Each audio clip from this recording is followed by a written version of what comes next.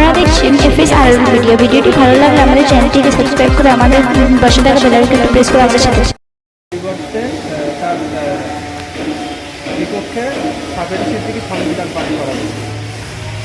গীতা পাঠ হয়েছিল আপনার বিকেল ময়দানে। এবারে সেই জায়গায় ভাইপো আমার ভাইপো আপনার সাবরিন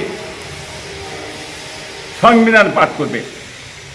সংবিধান হচ্ছে ভারতের সংবিধান, এটা আপামর জাতি সকলের জানার দরকার আছে।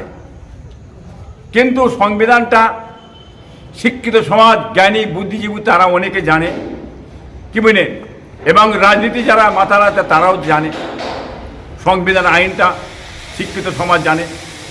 কিন্তু সাধারণ মানুষ অনেকে তারা তো সংবিধান সম্পর্কে জানে না। যেই সংবিধান অনুযায়ী হয় এটা একটা ভালো কাজ। দেশের পরিস্থিতি জানো, দেশে যে অশান্তি, এই দলাদলি ভাগাভাগি মারামারি হুনোহুনি, হ্যাঁ, অধিকারকে বিজে পাচ্ছে না মানুষ। সংবিধান আইন অনুযায়ী যাতে আপামার জাতি জানতে পারে, এটা হওয়া ভালো, কোনো অসুবিধে নেই। হ্যাঁ, এটা উভয় জন্যই, ভারতবর্ষের মানুষের জন্য ভালো, এটা কোনো অসুবিধে নেই।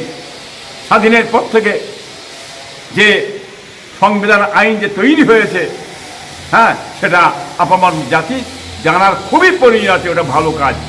বজরং